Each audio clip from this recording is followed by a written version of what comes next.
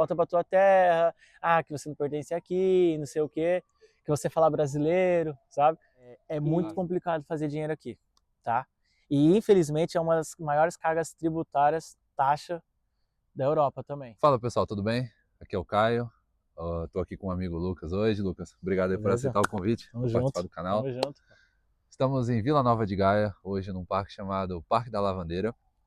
E estamos aqui hoje para poder conhecer um pouco da história do Lucas, entender um pouco sobre o processo de migração que ele teve e compartilhar algumas histórias também de dificuldades e de alegrias que eu acho que pode ajudar outras pessoas, né, Lucas? Claro, com certeza. Queria começar, Lucas, pedindo para você se apresentar para a galera, dizer de onde você é do Brasil, o que você fazia lá. Certo. Bom, eu me chamo Lucas, eu tenho atualmente 26 anos, eu cheguei aqui em Portugal com 20, então eu cheguei até mesmo antes do Covid, ok? Eu já estou aqui há 6 anos, quase 7, e posso te falar que é uma total diferença do Brasil com Portugal. Lá no Brasil você fazia o quê? Qual era a sua profissão? Então, lá no Brasil, a minha última profissão foi auxiliar administrativo. Eu trabalhava no Grupo Fleury, que é uma rede de laboratórios. Por acaso é a maior da América Latina. E eu sempre trabalhei na área administrativa. Tanto é que eu estudava na faculdade de FMU, em São Paulo, que era o curso de Relações Internacionais. Mas eu acabei não terminando porque foi quando eu me mudei para Portugal. Então você tinha 20 anos quando você veio para Portugal. Certo. E você é de São Paulo. E o que te motivou exatamente a sair de São Paulo? Qual era a situação que você estava ali que você falou assim, putz, mano, é agora? Qual foi o momento? Então, desde a época do ensino médio, eu sempre quis morar fora do Brasil, porque eu gostaria de ter outras experiências, sempre ouvi bons feedbacks das pessoas que moraram fora, que fizeram intercâmbio. E eu sentia que eu era uma pessoa que não iria me adaptar muito para o Brasil, porque eu acho que a subida é muito íngreme para o brasileiro médio, de classe média baixa, que queira fazer uma faculdade, que passa para um estágio, que vire um trainee. Então, toda pessoa que queira subir numa carreira, eu acho que ela é muito íngreme para quem não tenha contato, para quem não tenha condições financeiras. Então, eu acho que a Europa, ela te proporciona um pouco mais de boas experiências, principalmente por ter essa facilidade de locomoção e do inglês ser um idioma aqui que é super, super utilizado. Então eu tive essa primeira ideia no ensino médio. E no seu emprego no Brasil, a média salarial era de quanto?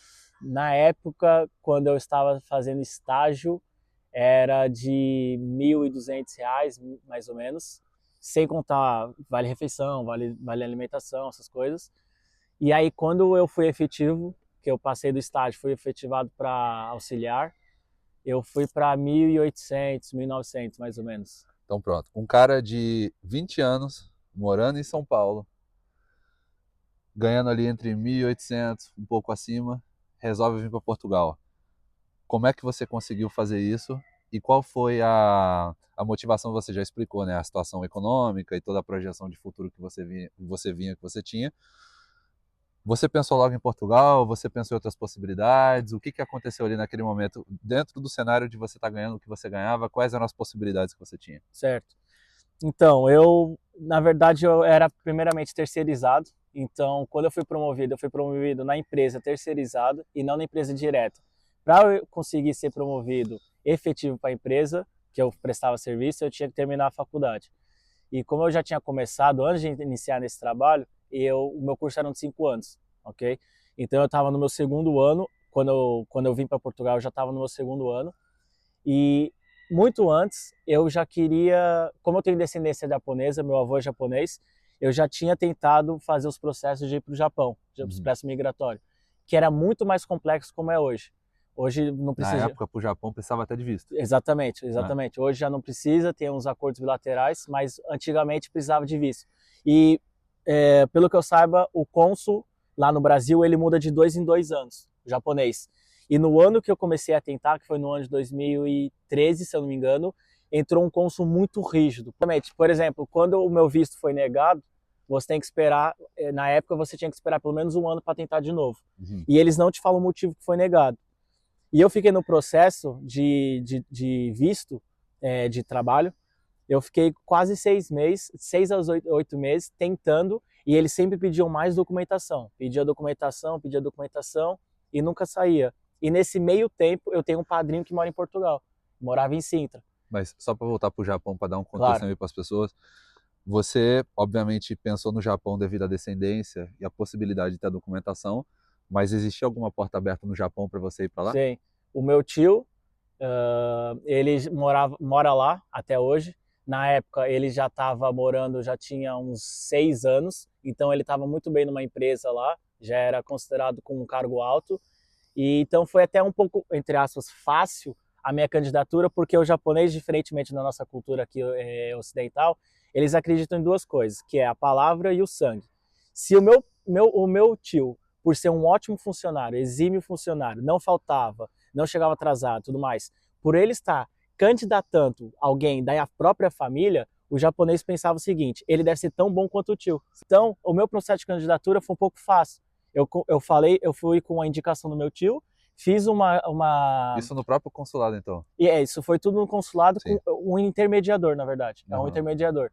Fui falando com esse intermediador que me contactou com uma pessoa através do Skype na altura, com responsáveis da empresa japonesa lá, falei com eles e passei no processo. E é tão certo as coisas, mas tão certo lá, que a própria empresa que fazia intermediação já me falava o quanto que eu iria receber, qual que era a minha carga horária, qual que era a distância do meu apartamento até minha casa, quais eram os meios de transporte disponíveis. É outro mundo, eles fazem tudo certinho, minucioso, para você não passar nenhum perrengue, sabe? Uhum. Então, eu fui tentando esse processo e aí cada vez mais eles foram colocando barreiras e barreiras, chegaram a um ponto de pedir fotos provando que eu era japonês, que como eu não tenho olho puxado, eu tinha que provar que eu tinha relacionamento. Eles chegam nesse nível mesmo. Eu tinha que provar que eu tinha relacionamento próximo com o meu avô. Então eles pediam fotos com o meu avô quando era pequeno, quando era criança. E aí dificultou um pouco porque o meu avô, como veio da guerra, na década de 50, 40 ali, ele não estava preocupado em tirar fotos, né? Então, naquela época também as câmeras não eram tão de fácil acesso.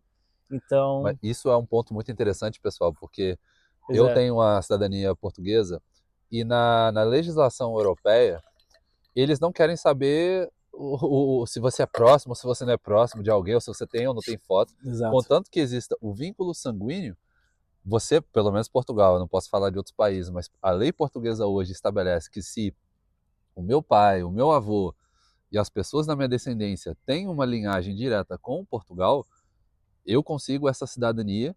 E aqui eu consegui foi através do meu bisavô, porque o meu bisavô foi para o Brasil, teve lá o meu avô, obviamente, meu pai e eu, Uhum. consequentemente, e eu fiz o processo da cidadania desde o meu avô até a mim, e em nenhum momento eles pediram um vínculo afetivo ou provas de fotografia ou de nada, contanto que a documentação provasse o vínculo familiar, já estava resolvido. Então, para vocês verem como é que na Ásia, no Japão principalmente, a Não, coisa é diferente, né? muito diferente. Lá, por exemplo, tem as linhagens Nisei e Sansei, que é os vós e os pais. Do vô para cima, bisavô, tataravô, já não conta. Tem que ser uma linhagem mais próxima do sangue, que é o pilar da Uhum. família. Então, no caso, eu era Nisei, que era o neto. E Ah. aí, pronto, eu acho que a questão mesmo por causa do olho, eles estavam buscando tentando buscar qualquer coisa que provasse mesmo que eu era descendente japonês. Tanto é que eu tive que buscar a minha árvore genealógica lá do Japão, que demorou 3 meses para chegar. E era tudo em japonês. Tive que fazer toda a tradução juramentada também. Mas aí voltando então para a sua história, no momento em que você viu que a história do Japão estava criando muito problema ali, o consulado estava colocando muito obstáculo, Certo. qual foi o clique que então que deu Portugal? Então, aí em paralelo eu estava vendo que as coisas não estavam dando, fui negado a primeira vez, e aí nesse tempo que eu fico temporariamente nulo para poder aplicar novamente, eu tenho um padrinho em Portugal que eu não tinha muita aproximação, só que depois que meu pai faleceu na minha adolescência, ele voltou a se aproximar de mim. E a gente contactava bastante de vez em quando pelo Facebook. Então, eu não comentei, meu pai também sempre foi ausente na minha família, assim. Então, desde minha adolescência toda foi sempre com a minha mãe e com meus irmãos. E aí, quando ele descobriu de fato que o meu pai ele faleceu, ele voltou a contactar comigo. Então, eu tive aquela coisa da reaproximação de uma figura próxima ali da minha família, que é uma figura também, querendo ou não, masculina, que eu não tinha tamanha figura na minha família. e ele acabou falando que tinha alguns processos que ele já tinha ouvido falar de Portugal e tudo mais. E aí, quando ele despertou essa chave, eu comecei a pesquisar por conta própria. Comecei a fazer exatamente como vocês estão fazendo, pesquisando no YouTube como que é a vida do imigrante, perguntando coisas básicas, como funciona o processo. Então, nessa época, você ainda estava empregado lá naquele local que você disse, Certo, dos certo. 1.800? Na faculdade também. Isso. E nesse momento você já estava fazendo uma ponte, então, com o teu conhecido em Portugal, para Perfeito, ver as possibilidades e perfeito, pesquisando também um pouco por conta própria. perfeito. Quanto tempo levou do momento em que você decidiu vir para Portugal até o momento em que realmente se sacramentou e você chegou em Portugal? Então foi exatamente mais ou menos em julho, acabou o meu terceiro semestre da faculdade, exatamente, que é semestral, né? Primeiro semestre, segundo semestre. Tinha acabado meu semestre, tinha algumas disciplinas para fazer em agosto, mas eu estava mais livre em agosto, eu estava só com o trabalho, não estava com a faculdade.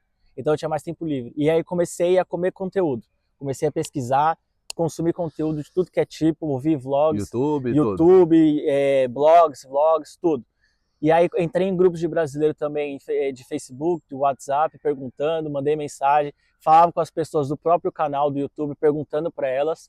Falando nisso, deixa eu só pedir o pessoal para dar uma moral no canal também, pessoal. Exatamente. Deixa um like nesse vídeo, se inscreva no canal, isso vai ajudar a eu poder trazer mais conhecimento para você que quer vir para Portugal ou para a Europa ou sair do Brasil, e também para que o YouTube recomende esse vídeo realmente para outras pessoas, porque quanto mais pessoas se inscreverem e gostarem do vídeo, mais isso vai ajudar o canal a crescer e poder trazer esse conhecimento para as pessoas. Eu terminei o terceiro semestre, e aí o que acontece? Como eu trabalhava na faculdade, quando eu iniciei a faculdade, eu tinha metade da bolsa, porque eu era estagiário. Quando eu saí da faculdade e fui para essa empresa terceirizada, eles não continuavam com a minha bolsa, então eu tinha que pagar 100%. E o custo, todo semestre, o pessoal no Brasil sabe, ele tem um reajuste. E dependendo da faculdade, o reajuste não é pouco, é bastante. E começou a fugir um pouco do meu orçamento. Então eu já estava notando que era muito improvável que eu conseguisse terminar a faculdade, infelizmente, por condições financeiras. E aí, como eu já estava com esse vínculo do meu tio, eu via que o processo de migração para Portugal era muito mais simplificado do que para o Japão, muito mais. Eu não tenho vínculo algum com Portugal. Eu não tenho avô, bisavô, tataravô, nada. A minha linhagem é toda japonesa e italiana, da outra parte. E aí nasceu essa obra-prima. Mas eu não tenho nada português. E eu descobri que era muito fácil acesso. Isso só para contextualizar, antes do Covid. As coisas depois do Covid mudaram bastante, existem novas regras, mas antes do Covid estava muito solto. Tava mesmo, não precisava de visto, você podia ficar 3 meses no espaço Schengen aqui. Então eu decidi, falei com a minha família, falei que era literalmente um sonho, que eu queria vir, ter essa vivência fora, e que, querendo ou não, como toda a minha família estava no Brasil, eu sei que se eu batesse a cara aqui eu voltava, que eles iam me acolher. Ok. Então, só para fechar de novo as datas, Claro. Do momento em que você estabeleceu que você ia vir até o momento que você chegou, quantos meses foram no total? Foram 6 meses, mais ou menos. Ok. Então, no momento em que você chega em Portugal, você foi, então, ajudado por um familiar próximo, uma pessoa ali Fez uma carta apadrinhada. convite e tudo mais. Quanto é que você trouxe de dinheiro para Portugal para começar a sua vida? No início, eu trouxe cerca de 3 mil euros. Ok. 3 mil euros, então, considerando que você teria todo esse suporte e tudo mais. Fazendo a conversão, claro. Isso, eu tinha exato. real e converti para euro. Quanto é que você acha que uma pessoa hoje solteira, na mesma faixa etária que você veio, sem o suporte de um familiar aqui para poder receber, precisa trazer para poder começar em Portugal? Por baixo. Mas ela vai vir com que intenção? Vai trabalhar, vai estudar? Sim, para começar a vida, para começar a trabalhar. Solteira, por baixo? Sem filhos. Eu diria, assim, eu não vou mentir, com 3 mil euros ainda eu não passei perrengue, eu tive muito conforto, até porque eu não estava pagando aluguel nos primeiros meses, por causa do meu tio. Então, quem não tem fiador, que não tem aquela pessoa portuguesa para cobrir qualquer tipo de gasto, qualquer tipo de falcatrua que um brasileiro possa fazer, como já infelizmente teve no passado, eles pedem caução de 2 meses, 3 meses, às vezes 4, 5, dependendo, pelo fato de ser uma pessoa totalmente estranha, em que ele vai conceder, ele vai permitir que o móvel dele fique na mão dessa pessoa, tá entendendo? O brasileiro ainda não é tão muito bem visto aqui. E quando eu digo isso, não é uma questão ruim. Eu até entendo para os portugueses que estão querendo, que são senhorios, que são donos de imóveis.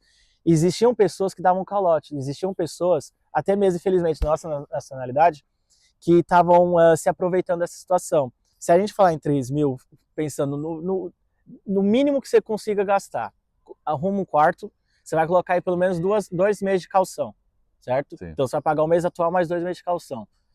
Você vai ter que pagar locomoção para você começar. Você pode fazer a pé também, não duvido. No inverno eu duvido que você vai querer andar. No verão ainda até dá, e aqui tá um pouquinho frio já. Mas no inverno é muito, muito complicado a pessoa que não está acostumado com o inverno andar na rua. Não é frio de Brasil, não, gente. As pessoas ficam, eu adoro frio. Não, não é frio gente, nível Brasil, a não ser que seja lá no Rio Grande do Sul. Se você é mais da parte do sul, eu até entendo. Se você é do sudeste para cima, não é esse frio. Não é esse frio mesmo. Então, vamos colocar aí arrendamento com calção, locomoção, comida, tu vai ter que comer, querendo ou não. Por baixo, assim, isso sem você ter emprego, você indo atrás de emprego. Aí a questão é, você tem que entender que você não vai conseguir chegar aqui e já vai ser um analista, um auxiliar, trabalhar em escritório, se você não tiver experiência, se você não fizer nenhuma, como chama quando você faz a transferência dos documentos? Você faz aquele apostamento de equivalência, exatamente. Se você nem fizer nenhuma equivalência da sua documentação de faculdade, você vai ser mais um no mercado. Então, aqui tem muito... Mas calma aí que você tá pulando muito o assunto. Tá bem, desculpa. Vamos voltar para a questão do... Então, um jovem de 20 anos chegando em Portugal hoje, com 3 mil euros, tendo a humildade de ir para um quarto, considerando que ele está começando do zero, num país novo, o quarto seria um processo mais sugerido para uma pessoa dessa. Sim, até porque você não vai ter documentação ainda. Sem documentação você não vai conseguir fazer grande coisa. Nesse momento, eu diria que o dinheiro que eu trouxe é o necessário, 2, 3 mil, porque as coisas aumentaram muito, aumentou muito o valor, e infelizmente está muito caro a questão de aluguel, muita gente morando em quarto, porque os apartamentos estão inviáveis. E 3 mil naquela pessoa que está querendo gastar o mínimo possível, que não está procurando mesmo o conforto, ou que não quer chegar aqui já ir com os pés pro alto, que já vai chegar aqui com a mão na massa. Qual foi a sua primeira impressão em Portugal quando você chegou? Qual foi a cidade que você chegou? Certo. E qual foi a diferença que você viu entre a cultura brasileira e a portuguesa? Que, diga-se de passagem, a maior parte das pessoas no Brasil tem uma ideia errada, porque as pessoas no Brasil acreditam que Portugal e Brasil são exatamente iguais por falarem português, por ser o mesmo idioma. Existe uma diferença cultural muito grande nas tradições, nos costumes, nos hábitos. Sim. E qual foi a sua primeira impressão? Como é que você viu ali a interação com os portugueses nos primeiros dias? Pô, gente, vou ser sincero, eu não entendia nada no início. Absolutamente nada. Eu nunca tive contato com português. O meu tio, ele me batizou, tudo mais, ele foi meu padrinho muito novo. Quando eu falava com ele, era tudo por mensagem. Então, meu contato com meu tio português, meu padrinho português, foi tudo por mensagem. A primeira vez eu cheguei em Lisboa, e esse meu padrinho ia me buscar. Um abraço, Rui. Um abraço aí pro Rui. E aí, antes dele, eu tive que passar pela alfândega, tive que explicar o que ia fazer e tudo mais. Eu me senti num processo de imigração dos Estados Unidos, e eu falo inglês.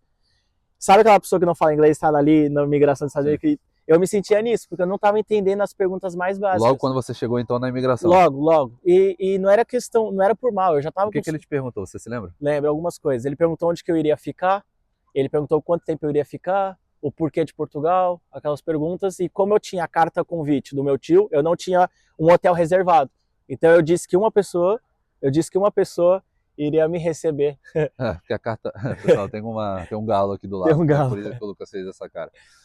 Então, na carta convite também estabelece o local onde você vai ficar hospedado. Exatamente. Por isso é que realmente aquilo ali já equivale a, no caso, a você ter um documento que comprove o hotel ou Airbnb ou qualquer coisa assim, né? Que aí ele mostrava que a pessoa, fulano de tal, vai se responsabilizar pela estadia do X a Y da pessoa em questão, que no caso era eu. Entendeu? Então mostra que eu não vou ficar aí perambulando, andando pela cidade. Eu iria ficar no local fixo, que era no caso em Sintra.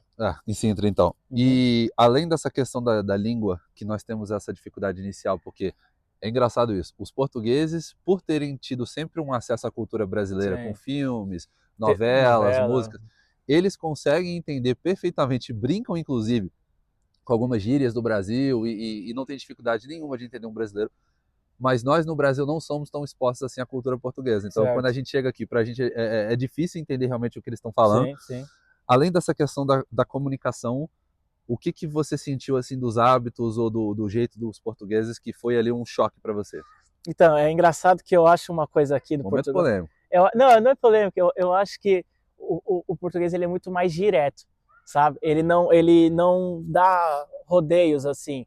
E o meu tio é a prova viva disso. Eu perguntava alguma coisa para ele e no começo eu tentava encontrar as melhores palavras ali para fazer alguma coisa, principalmente para pedir alguma coisa. Normalmente quando a gente quer pedir alguma coisa, a gente sempre dá aquela enfirulada, aquela enfeitada.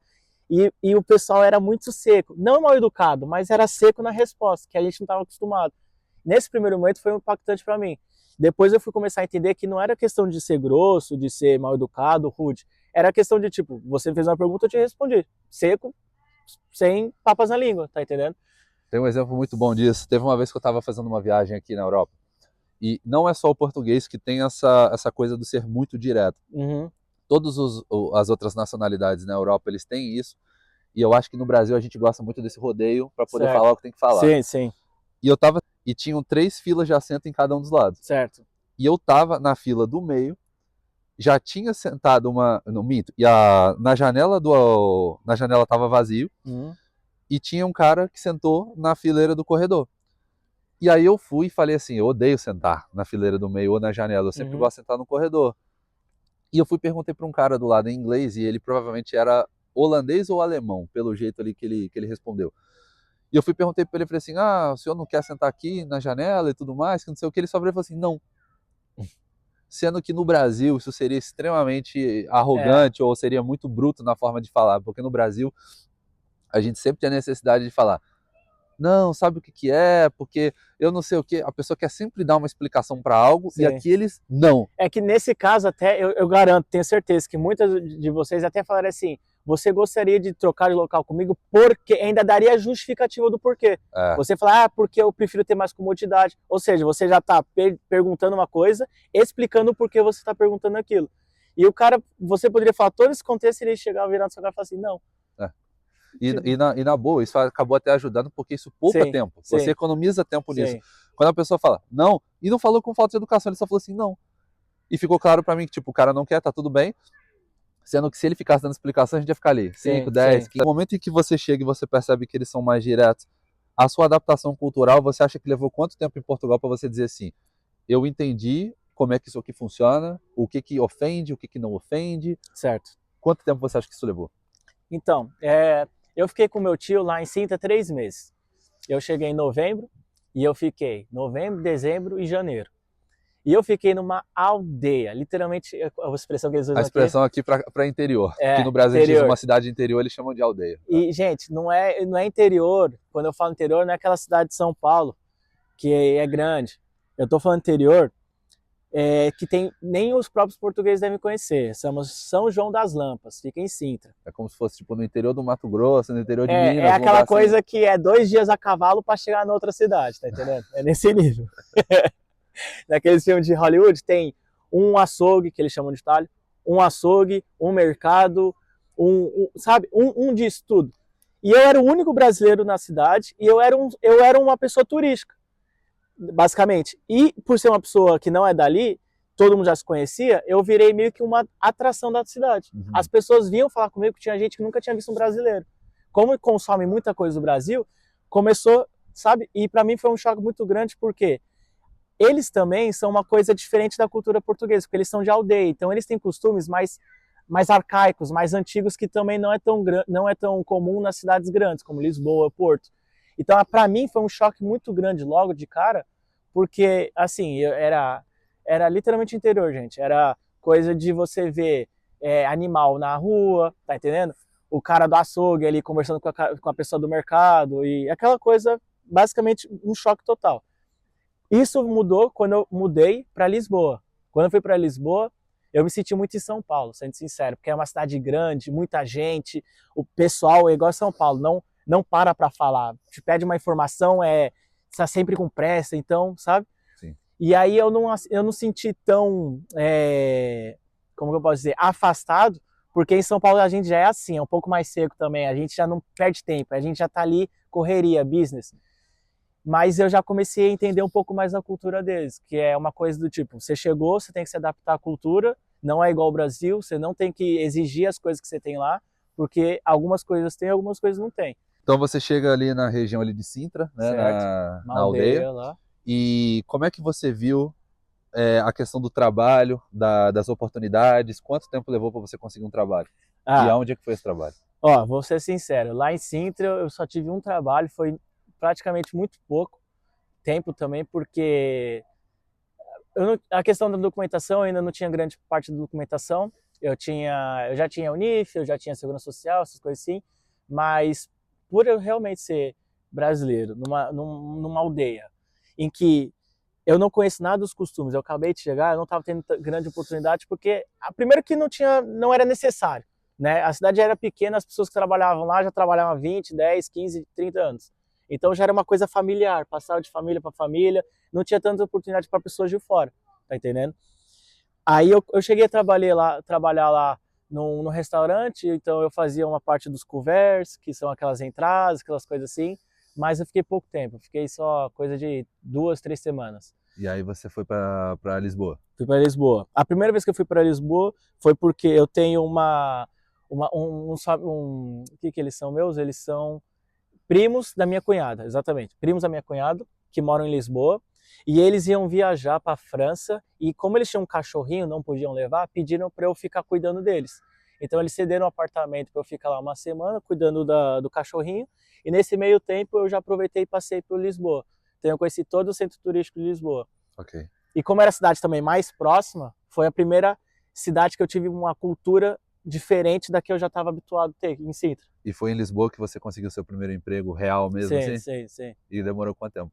Demorou coisa de 3 dias. Eu fazia, sei lá, 4 entrevistas por dia, mais ou menos. Em Lisboa, você então, saindo do suporte lá do seu familiar, você arrumou um quarto ou um apartamento? Quarto. Ok. E no momento em que você arrumou o quarto, você foi conseguiu esse emprego lá, e quanto tempo você ficou depois em Lisboa? Fiquei quase um ano. Quase um ano. O que você achou da média salarial de Lisboa? Ele é o mais alto aqui de Portugal, eu diria. Comparado com o Porto também, acho que ele é mais alto. Tem aquela coisa da ser da capital, né, região sul e norte, tem uma questão de rivalidade também. E também, querendo ou não, é a zona que mais atrai turistas, né? Então, é aquela coisa que acaba subindo um pouco na escala do questão salarial. E o meu primeiro trabalho também foi voltado na questão do turismo. Foi ali E era para ganhar quanto, mais ou menos? na época, foi 980, mais ou menos, 950. Ou seja, pessoal, naquela época, Bruto. 980 brutos eram considerados uns valores um pouco acima da média. Era mais que salário mínimo. Era Era porque mais que salário mínimo. o salário mínimo naquela época devia ser uns 500 ou 600 euros. Eram 600 euros, mais ou menos. Então, pode parecer pouco essa diferença de 300 euros, mas para Portugal, 300 euros é realmente uma diferença salarial que Infelizmente. faz uma diferença. Lucão, vamos falar agora de um tópico um pouco polêmico, que é a história da receptividade dos portugueses e da xenofobia. Muitos brasileiros alegam que eles chegam em Portugal e passam por questões humilhantes ou por questões de xenofobia que realmente acabam, às vezes, até explodindo na mídia, em redes sociais. Sim. Então, Viraliza. eu quero saber qual foi a sua experiência, se você passou por algo assim, e aquilo que você pode deixar de alerta para os brasileiros. Gente, é o seguinte, você é o mais transparente possível. Eu, Lucas, nunca tive problema de xenofobia. Quando eu digo problema de xenofobia, é problema sério, de ter que ir na polícia, de ter que fazer vídeo, de ter que pedir ajuda, de ter que acionar advogados. Nunca passei por nada disso e não estou falando que não exista, ok? São coisas diferentes. Eu sei que existe, eu sei que pessoas passam por isso, eu sei que existem inúmeros relatos, ok? E que infelizmente também há a questão da mulher também, que a mulher acaba sofrendo um pouco mais até por questão, enfim, dos passados e tudo mais. Mas Ou eu, seja, que pode haver um certo machismo em relação exatamente, a- exatamente, a imagem da mulher brasileira, né, infelizmente. Mas eu nunca passei, o máximo que eu já tive foram piadas indiretas, aquela coisa que os portugueses costumam chamar que é a boquinha, mandar uma indireta, quando eu trabalhava na área da restauração, então às vezes acontecia algum, e normalmente eram pessoas mais velhas, ok? São pessoas que já têm ainda uma mentalidade um pouco mais retrógrada daquela época, eram pessoas que faziam umas piadinhas do tipo, volta pra tua terra, que você não pertence aqui, não sei o quê, que você fala brasileiro, sabe? E, Só uma observação boa, sim, pessoal. É importante vocês também fazerem uma análise e estudarem o país antes de virem para cá, porque existem expressões em Portugal que elas podem, de alguma maneira, serem ofensivas no Brasil, mas elas não são propriamente ofensivas aqui. certo, São do cotidiano, sim, da sim, comunicação básica deles. Então, por exemplo, no Brasil a gente tem o não me interessa, não é? certo, Aqui em Portugal, quando uma pessoa está falando assim, não interessa ou não me interessa, não é com o mesmo grau de seriedade que se fala no Brasil. Porque no Brasil, quando alguém chega e fala assim, mas isso não interessa, já está levando para um lado ali de um é. certo. Ou Já, quando a pessoa fala rapariga, por exemplo, aqui é uma coisa questão normal, garota, mulher. Pra gente é uma coisa mais baixo calão, ou até mesmo moça, para nós é muito comum chamar uma pessoa de moça, aquela pessoa, aquela moça. sim. E aqui também já não é bem visto, já não é considerado bem com bons olhos. Então é importante vocês fazerem realmente essa análise. Se aquilo que vocês estão sentindo de ofensa é realmente uma questão ofensiva, que Uhum. realmente é crime, que precisa ser levado à frente, ou se é uma questão simplesmente da forma como eles se comunicam entre Interpretação eles ali, exatamente, sim. porque isso pode acontecer e é importante realmente a gente ir atrás do que é crime e não daquilo que é simplesmente uma coisa que eles fazem aqui, que é normal entre eles, inclusive. Sobre a história da xenofobia, então, para fechar, você disse que você não passou e Nunca que. passei, já vi acontecer, já ouvi relatos, pessoas próximas também já ouvi, já li sobre, sigo muitos grupos também, envolvendo bastante coisa ali. E infelizmente é uma coisa que eu acho que, felizmente, desculpa, eu acho que é uma coisa que vem cada vez mais sendo discutido, porque eu acredito muito nessa questão das gerações. E como a próxima geração que está vindo, e já a geração da nossa idade já tem uma consciência, elas conseguem passar isso às gerações mais abaixo, os filhos, os netos. Eu sinto que as pessoas mais velhas ainda têm aquela cabeça um pouco retrógrada, e Os portugueses, no caso. os portugueses, claro, e você pode acabar, infelizmente, trombando com uma pessoa dessa e que seja num bom dia e infelizmente se expressou mal. Mas exatamente esse tipo de conscientização que a gente quer que as pessoas tenham. Exatamente. Ou seja, As coisas estão mudando, sim. exato, que as pessoas reportem e se for crime, se for xenofobia, Perfeito. tem que ir atrás Não é mesmo, para tem que baixar a levar. cabeça, sim. Exato, não abaixa a cabeça, se tiver que ir em polícia, se tiver que fazer o que for, faça, Uhum. mas tenham um entendimento do que é crime, do que realmente é xenofobia, ou o que é simplesmente uma questão deles do dia a dia. O brasileiro, ele se ofende com muita facilidade Isso é uma questão, com as coisas, não é? Então, sim. por exemplo, o brasileiro ele escuta uma coisa que talvez não é aquilo que ele queria ouvir, e ele já começa a desenhar na cabeça deles uma perseguição, um ataque. E eu acho que nisso os europeus eles dão aula pra gente, né? Caio, vamos ser sinceros. O brasileiro também não é nenhuma flor que se cheire. É. A gente não tem a fama que a gente tem à toa. Infelizmente, a gente está pagando por atos de pessoas, gerações passadas que fizeram. Tá entendendo? Sim. Então, cara, isso para alterar demora. E aí você mesmo que seja uma pessoa educada, correta, trabalhadora, toda certinha, vai infelizmente passar mais cedo ou mais tarde por situações que você vai ter que ter ciência que você está sofrendo por pessoas que você não tem nada a ver, por causa da sua fama, ser brasileiro, tá entendendo? Sim, isso é verdade. É, seguindo aqui, Lucão, em relação aos assuntos da adaptação em Portugal e da forma como os portugueses tratam as pessoas que estão chegando, Uhum. como é que você vê a rivalidade no mercado de trabalho entre brasileiros e portugueses? Você acha que os portugueses estão ficando incomodados com a presença de tantos brasileiros aqui? Ou você acha que a maioria deles vê isso de uma maneira saudável, porque está entrando gente para trazer conhecimento, para poder trazer know-how? Eu acho esse tema muito bom, porque eu acho um pouco eu posso falar hipócrita, porque, querendo ou não, os portugueses são um dos maiores imigrantes da Europa e do mundo. Então, como que uma pessoa tá reclamando de imigração, sendo que ele é um próprio imigrante, basicamente. Que Portugal tem uma das maiores populações exportadoras hoje da União Europeia. Você pode ir para Europa fora, Luxemburgo, Bélgica, França, Suíça, Canadá, você vai encontrar português. Então, eu entendo algumas críticas, algumas pautas, entretanto, não podemos esquecer da história, porque foi feito mesmo. Foi feito mesmo. Inclusive para o Brasil. Inclusive para o Brasil. Não é à toa que muitos têm descendência portuguesa por causa disso, principalmente na época da crise. No caso da minha família. Exatamente. Meu avô foi para o Brasil porque estava com dificuldades na época. Da crise, sim. E parece que o pessoal esquece um pouco disso, né? Exatamente. Então é o seguinte, eu defendo quando você tem uma entrada de pessoas estrangeiras, principalmente quando são qualificadas, ok?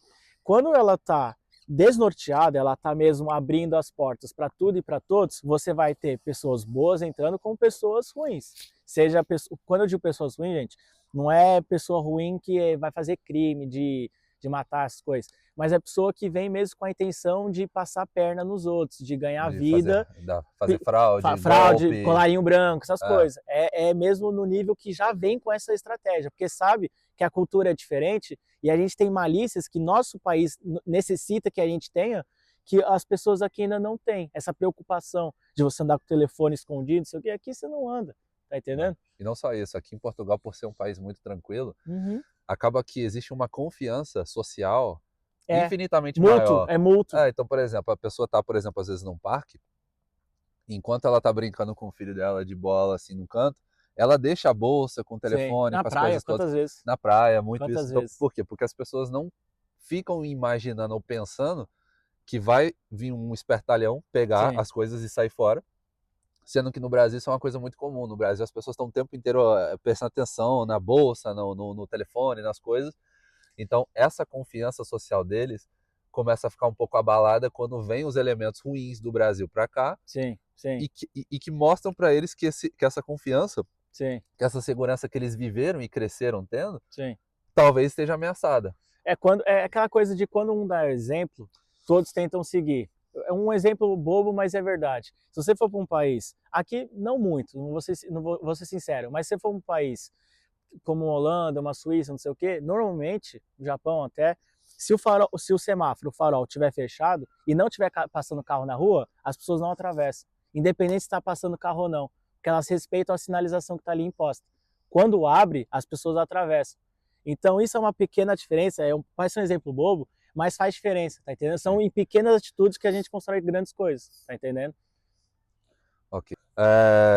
Lucão, para poder entrar aqui nos tópicos, para poder fechar. Bora. Você tem vontade de voltar para o Brasil um dia? Não. Não? Ok. É importante o pessoal ter uma consciência sobre isso também, porque muita gente vem com a ideia de eu vou, fico um tempo, certo, depois eu uma volto. Temporada, sim. Qual é a sua opinião sobre essa galera que vem com essa mentalidade de vou ficar um tempo só e depois volto? Você acha que as pessoas, na maioria, elas concretizam essa meta ou a maioria troca de ideia e acaba ficando? Eu vou responder a essas questões de duas formas.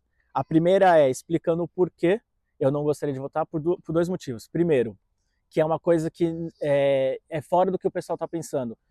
Quase toda a minha família agora, minha família eu digo, mãe só uma, tá mãe? Mãe, irmãos, todos estão praticamente aqui desse lado da Europa. A minha mãe mora na Espanha, a minha irmã mora aqui em Portugal, em outra cidade, Vila do Conde, que é próximo daqui, e só o meu irmão que se encontra no Brasil, com a minha cunhada e com a minha sobrinha, que já tem 3 aninhos.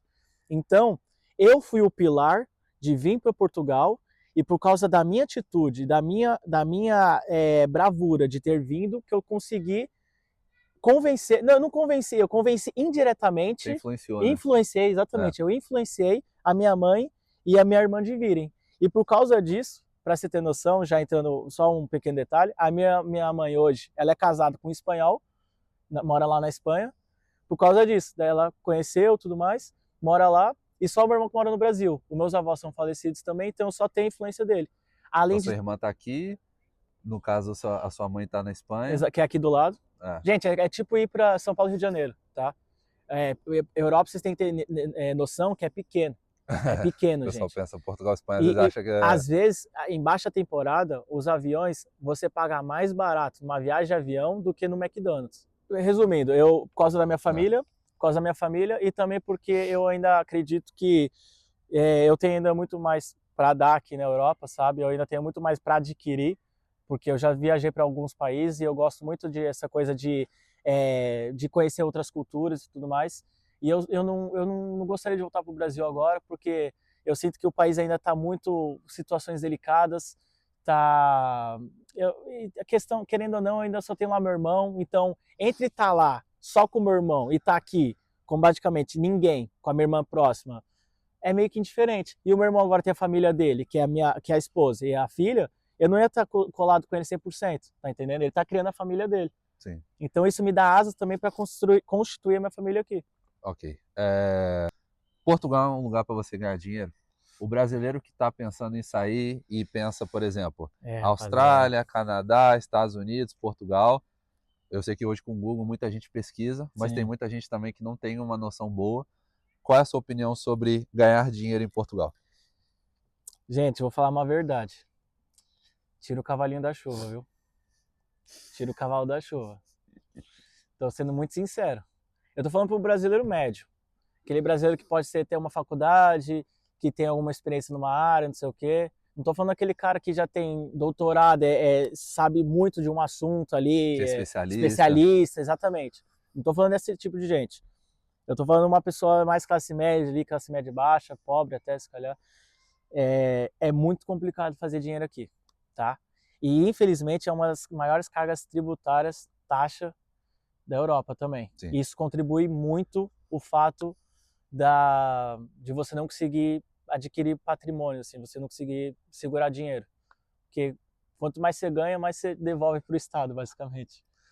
Então você acha que um brasileiro hoje que está pensando entre Estados Unidos, Portugal, Canadá, Austrália, ele tendo a opção de ir para esses outros locais, seria melhor ele ir para lá? Eu não estou fechando as portas, tá, gente? Aqui eu acho que é uma ótima entrada para a Europa e querendo ou não, é um ótimo país, tá bem? Mas se você tem a oportunidade de conhecer, ou você tem até vínculos já com outros lugares, pense bem, porque depende de tudo depende dos seus objetivos a curto, médio e longo prazo, tá entendendo? Eu acho que aqui é um país muito acolhedor, ele é a porta de entrada, sim, para a Europa, e é um país que, querendo ou não, é receptivelmente bem, você consegue ali fazer um pé de meia, mas não é aquela coisa que você vai conseguir mandar 1.000 euros pro Brasil todo dia, todo mês. Esquece disso. Você está falando no nível assim de funcionário padrão, normal. Padrão. Não é de gente bem posicionada. Gente, padrão. Normal. Telemarketing, Não adianta a gente falar aqui, pessoal, recepcionista. é importante enfatizar isso. Sim.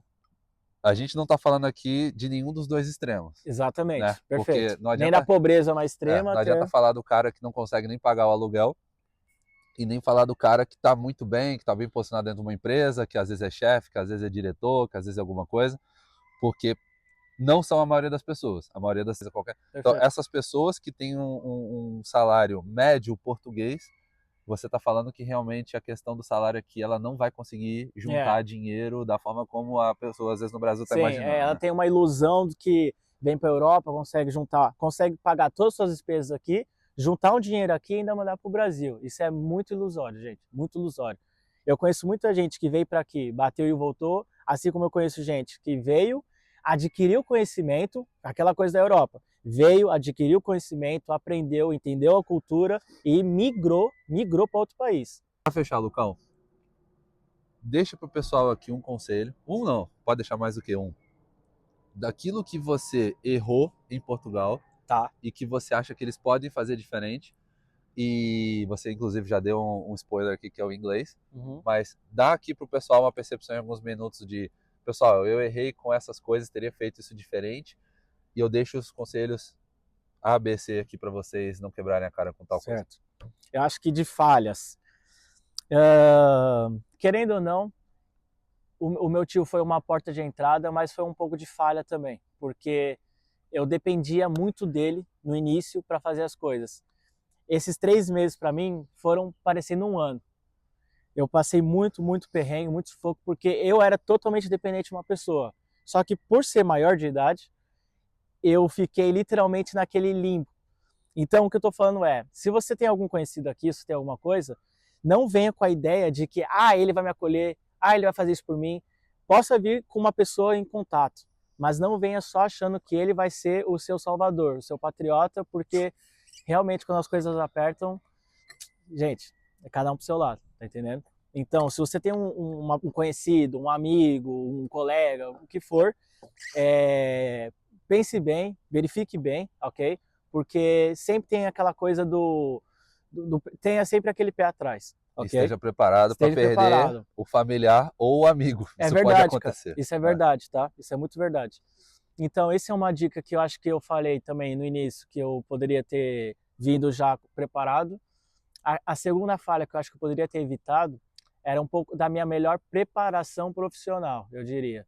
Eu acho que se você tem as condições aí no Brasil para se preparar profissionalmente numa área, aqui você vai conseguir, não necessariamente no primeiro momento entrar já na área, mas a algum momento você vai conseguir se colocar nesse mercado da sua área e você vai conseguir adquirir conhecimento que, se um dia, porventura, você quiser voltar para o Brasil, um diploma europeu, uma experiência na Europa, você passa na frente de milhões e milhões de brasileiros. Mas sem dúvida, em outras entrevistas.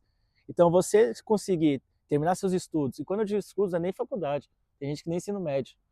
Faz um supletivo, termina o ensino médio, ensino fundamental, se alfabetiza, faça as coisas mesmo básicas de um ser humano padrão, digamos assim, né? Que é aquela faculdade, aquelas coisas assim. Se especialize em alguma coisa, venha para cá, não achando que você já vai ser advogado, engenheiro, caramba, ok?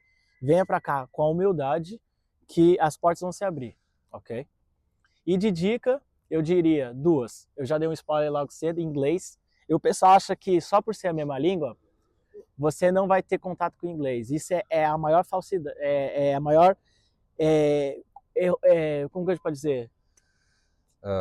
Ilusão? Ilusão, exatamente. É a maior ilusão que os brasileiros têm, porque, como a gente disse anteriormente, é muito próximo aqui à Europa em geral. Época de verão aqui é muito forte o turismo, então vem muito estrangeiro, muito estrangeiro. É uma época que o português ganha dinheiro firme, é época acho que até que mais ganha dinheiro no ano. Então há muitas oportunidades de trabalho e, querendo ou não, abre portas para você para outros países também, porque aqui quase todo mundo fala inglês na Europa. Se você for para a Holanda, para a Bélgica, para não sei o que, vai ser necessário inglês. E a segunda seria, vem com positividade, positivismo. Se você estiver passando perrengue, se você estiver passando problemas estruturais, familiares, e você quiser, você vem para cá e começa a transparecer isso para as pessoas que ao seu redor não tem nada a ver com isso, você vai atrair mais pessoas assim, mais negatividade. Então venha sempre com semblante positivo, acreditando que as coisas vão dar certo, trabalhando, claro, não vai cair do céu, mas acordar cedo para trabalhar. Acordar cedo para trabalhar, mas com positividade, achando que vai melhorar, não sei o quê, que as coisas boas acontecem. Eu acredito muito nisso. A gente colhe o que planta, essa é a verdade. É isso. Pessoal, queria agradecer mais uma vez vocês estarem assistindo esse vídeo. A ideia do canal realmente é compartilhar com vocês mais conhecimentos desses anos todos que eu vivo fora do Brasil e estar trazendo essas pessoas que passaram por experiências parecidas e que de alguma forma podem agregar outras coisas também, né? Porque cada um de nós, por mais que passamos por algo parecido, temos histórias diferentes. Particular, sim. Então, Lucas, mais uma vez, parceiro, obrigado por participar do canal. Valeu. Pessoal, deixa seu like, se inscreva no meu canal. Acompanha o homem aí, que ele é fera. Se quiser deixar também seu Instagram pro pessoal também te seguir. Pô, claro, é @Nakatani Lucas. Nakatani. Nakatani. É japonês, né? É isso. Obrigado, pessoal. Valeu, rapaziada. Até a próxima. Um abraço.